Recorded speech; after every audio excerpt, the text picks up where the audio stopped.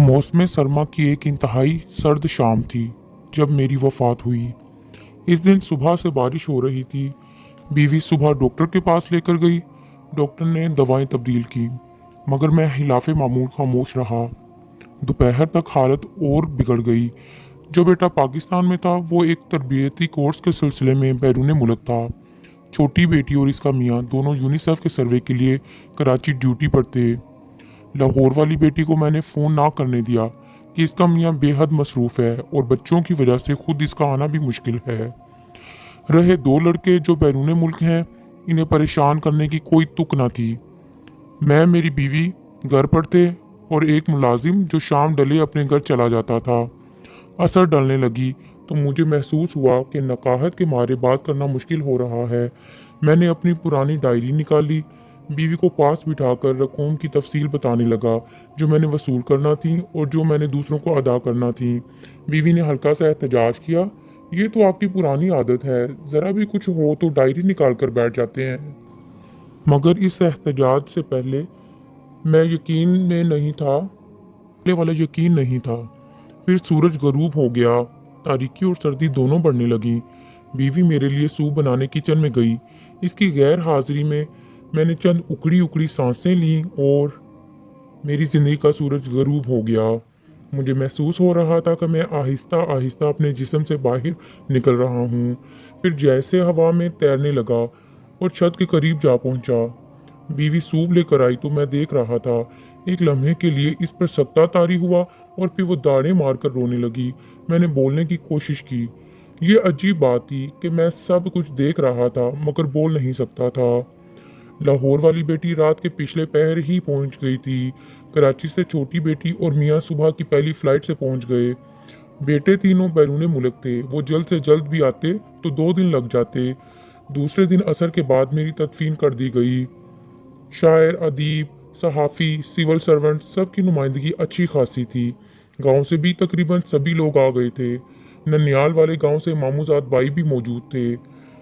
लहद में मेरे ऊपर जो सिलें रखी गई थीं, मट्टी उनसे गुजरकर अंदर आ गई थी। बाएं पांव का अंगूठा जो आर्थराइटिस का शिकार था, मट्टी के बोझ से दर्द से कराह रहा था। फिर एक अजीब कैफियत तारी हो गई। शायद फरिश्ते आन पहुंचे थे। इसी कैफियत में सवालों जवाब का सेशन हुआ। ये कैफियत ख़त्म हुई तो महसूस हो रहा था कि चंद लम्हे ही गुजरे हैं, मगर फरिश्तों ने बताया कि 5 बरस हो चुके हैं तुम्हें फोत हुए।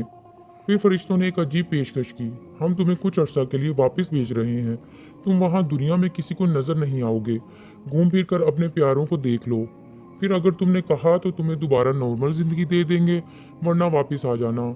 मैंने ये पेशकश गनीमत समझी और हाँ कर दी। फिर एक मदहोशी की हालत छा गई। आँख खुली तो मैं अपनी गली में खड़ा था। आहिस्ता आहिस्ता कदम उठाता अपने घर की जानब चला। रास्ते में कर्नल साहब को देखा। घर से बाहर खड़े थे। इतने ज़्यादा बूढ़े लग रहे थे। ख्वाजा साहब बेगम के साथ वॉक करने निकल रहे थे। अपने मकान के गेट पर पहुंचकर मैं ठिठक गया। मेरे नाम की तख्ती गायब थी। पोर्च में गाड़ी भी नहीं खड़ी थी। वफात से चंद हफ्ते पहले ताज़ा मॉडल की खरीदी थी। दचका सा लगा। गाड़ी कहाँ हो सकती है? बच्चों के पास तो अपनी अपनी गाड़ियाँ थीं।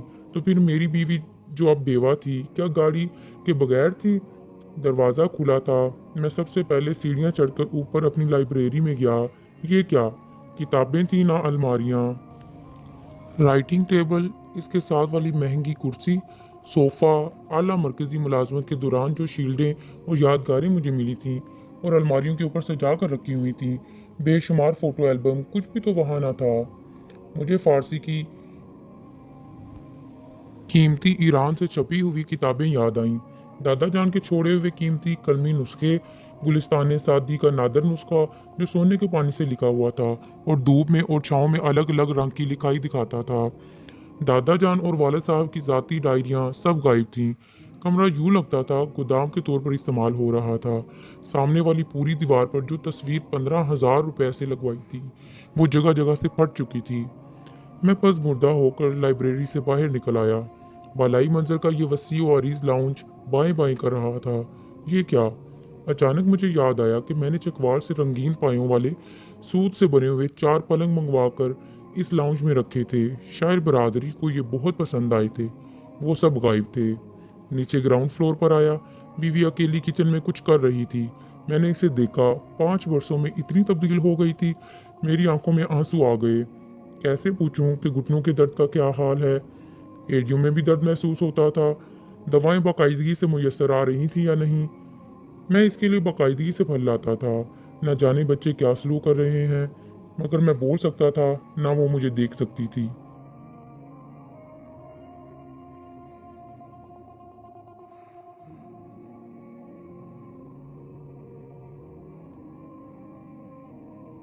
इतने में फोन की घंटी बजी। बीवी बहुत देर बातें करती रही। जो इस तवील गुफ्तगू से मैंने समझा वो ये था कि बच्चे इस मकान को फरोख्त करना चाहते थे। माँ ने मुखालफत की कि वो कहाँ रहेगी। बच्चे बजिद थे कि हमारे पास रहेंगी। मेरी बीवी को मेरी ये नसीहत याद थी कि डेरा अपना ही अच्छा होता है, मगर वो बच्चों की जिद के सामने हथियार डाल रही थी। गाड़ी का मालूम हुआ कि बेची जा चुकी थी। बीवी ने खुद ही बेचने के लिए कहा था कि इसे एक छोटी आल्टो ही काफ़ी होगी। इतने में मुलाजिम लाउंज में दाखिल हुआ। ये नौजवान अब उदेड़ उम्र लग रहा था। मैं इसका लिबास देखकर ठिठक गया। इसने मेरी कीमती ब्रांडेड कमीज जो हांगकांग से मैंने खरीदी थी पहनी हुई थी। नीचे वो पतलून थी जिसका फैब्रिक मैंने इटली से खरीदा था। अच्छा, तो मैं बेशबहा मलबूसात मुलाजमों में तकसीम हो चुके थे। मैं 1 साल लोगों की निगाहों से गायब रहकर सबको देखता रहा। एक एक करके बेटे बेटी के घर जाकर इनकी बातें सुनी। कभी कभार ही अब्बा मरहूम का यानी मेरा जिक्र आता, वो भी सरसरी सा। हाँ, जैनब मेरी नवासी अक्सर नानाबू का तज़किरा करती। एक दिन माँ से कह रही थी, अम्मा ये बांस की मेज़ कुर्सी नानाबू लाए थे ना, जब मैं छोटी सी थी। इसे फेंकना नहीं। माँ ने जवाब दिया, जल्दी से कपड़े बदल लो, खाना खाओ, फिर मुझे मेरी सहेली के घर ड्रॉप कर देना। मैं शायरों अदीबों के इज्तिमाआत और नशिस्तों में गया, कहीं अपना जिक्र न सुना। वो जो बात बात पर मुझे जदीद गज़ल का ट्रेंड सेंटर कहा करते थे, जैसे भूल ही चुके थे। अब इनके मुलाजमों ने मेरी किताबें भी अलमारी से हटा दी थीं। एक चक्कर मैंने कब्रिस्तान का लगाया। मेरी कब्र का बुरा हाल था। घास उगी हुई थी। कतबा परिंदों की बीटों से अटा हुआ था। साथ वाली कब्रों की हालत भी ज़्यादा बेहतर न थी। 1 साल के जायजे के बाद मैं इस नतीजे पर पहुंचा कि मेरी मौत से दुनिया को कोई फर्क नहीं पड़ा था, ज़रा बराबर भी नहीं। बीवी याद कर लेती थी, ताहम बच्चे पोते नवासे पोतियां सब मुझे भूल चुके थे। अदबी हलकों में के लिए मैं अब तारीख का हिस्सा बन चुका था। जिन बड़े बड़े महकमों और इदारों का मैं सरबराह रहा था, वहाँ नामों वाले बड़े पुराने बोर्ड हट चुके थे। दुनिया रवां दवां थी। कहीं भी मेरी ज़रूरत न थी, घर में न बाहर। फिर तहजीबी माशरती और इक्तसादी तब्दीलियाँ तेज़ी से आ रही थीं और आई जा रही थीं। हवाई जहाज़ों की रफ्तार 4 गुना बढ़ चुकी थी। दुनिया का सारा निज़ाम सिमट कर मोबाइल फ़ोन के अंदर आ चुका था। मैं इन जदीद तरीन मोबाइलों का इस्तेमाल ना ही जानता था।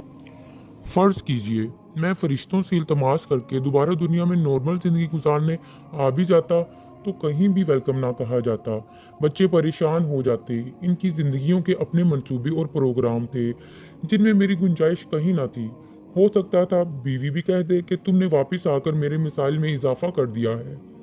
मकान बिक चुका। मैं तनहा तो किसी बच्चे के पास रह लेती। दो को अब वो कहाँ संभालते फिरेंगे। दोस्त थोड़े बहुत बाकी बचे थे, वो भी अब बीमार और चल चलाओ के मराहल तय कर रहे थे।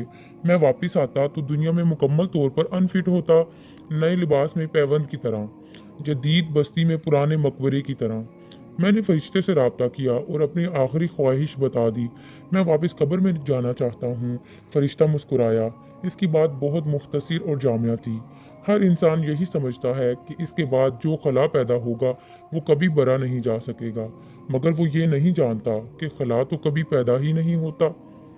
हमारे सभी के दिमागों में भी यही सोच है कि ये घर, ये कारोबार, ये नौकरी, ये दुनिया, घर की, बच्चों की ज़रूरतें और सारे कामकाज मेरी वजह से ही जारी हैं। अगर मैं ना रहा तो दुनिया की गर्दिश रुक जाएगी। मगर सिर्फ एक पल को ये सोचिए कि ऐसा बिल्कुल भी नहीं है। दुनिया तो हमारे से पहले जाने वालों के बगैर भी चल रही है, और हमारे जाने के बाद भी यूं ही चलती रहेगी। एक ख्याल है, शराब है, वहम है, गुमां है, और बस कुछ भी नहीं। सलामत रहिए और आबाद रहिए। اللہ آپ سب پر اپنی خاص رحمتیں نازل فرمائے۔